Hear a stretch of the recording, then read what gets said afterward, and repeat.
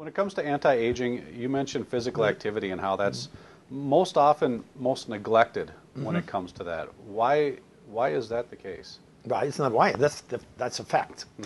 At Roosevelt University in Chicago, and it's very much, I mean, it's written up in detail in my book, Lifelong Health, Learn How to Control Your Genes to Stay Young with Age. You can go to our website, antiagingforme.org, and actually with a nonprofit organization together, we make this book available for $7 instead of $22, et cetera, as an ebook.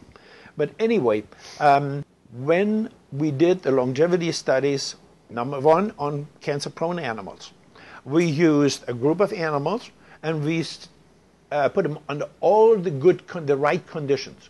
A quality diet, a nice environment, a little large environment, toys, carbon-filtered drinking water, vitamin mineral supplementation, and so on and so on. And they are made to do exercise. And then we used another group, the opposite group. In the middle, they had a control group.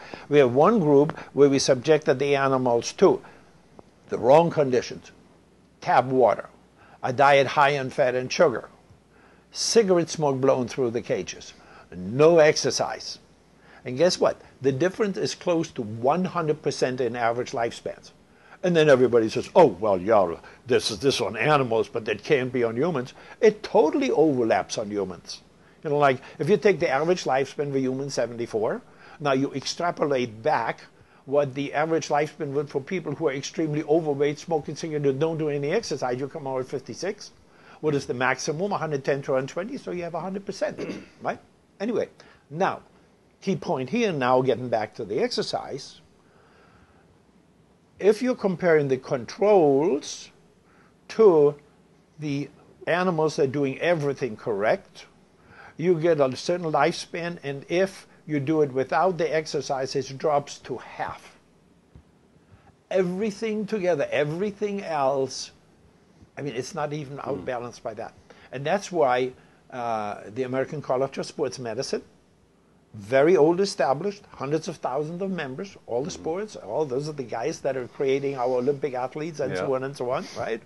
And Mayo Clinic, very recently, they all came out and they want a lack of exercise classified as a medical condition, right? Oh, it's absolutely magnificent. As a matter of fact, if you want to take this a step further, you can show how ridiculous our healthcare system is with the simplest situation. Depression, like everyday depression. Not the serious depression that starts out in childhood and lasts forever and so on and so on. Simple depression. It's measured with the SCL-90 depression score. Now, at Wisconsin University, John Greist, MD, a psychiatrist, he introduced the concept of very simply making these people do some exercise. And guess what? If the most basic exercise recommendations, 3 times a week, at least 25 minutes, and heart rate elevated, and when you do that, the STL-90 depression scores of people, depressed people, drops down into the normal range, and it stays that way. Well, now let's look at the costs associated with that. Depression alone. We are spending $18 billion on antidepressants, and then we see this, what I classify as very phony television advertising. Well, you know, people who are taking antidepressants are depressed, they have unresolved problems, and maybe you should take another antidepressant at the same time. I mean, how brainless can you be, right? So anyway, but bottom line is $18 billion in antidepressants, about another $4 or $6 billion on medical tests, doctor visits, et cetera, and guess where the biggest factor comes in? Associated with depression, the cost to the society to work, lost work, and so on is established as $42 billion.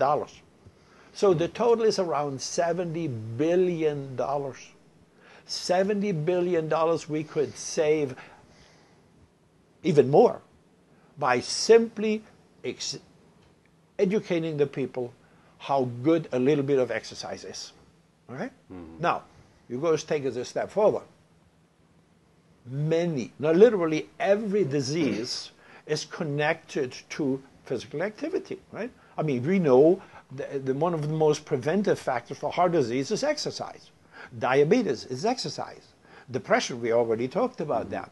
Well, most recently, there are even some other factors. Now, because in a more modern approach to exercise, where we only have to do exercise twice a week, that's called the circuit training, developed by a friend of mine, Dr. Paul Ward, Olympic trainer, very famous man. And every football, every basketball, everybody is using that same approach. They are combining what they call circuit aerobic muscle. Mm-hmm. And when you focus on the muscle exercises, guess what? Publications. Resistance exercise is brain food. When you do muscle exercises, tremendously prevents cognitive losses. Brown did a study on it showing that muscle exercises tremendously help gene control in our body. Right? Exercise is one of the key factors in detoxing. Mm-hmm. You got it right there. Yeah. You know? I mean, so if you apply that, $3 trillion our healthcare, it would be relatively simple to save half of it. Mm-hmm. No, but we have to throw it into the fangs of the drug companies, right? Mm-hmm. And we see this all the time. When very simple, alternative, preventive, nutritional measures could solve an entire problem. They are too cheap to pay for that. But they pay for zillions of dollars to keep that drug thing going.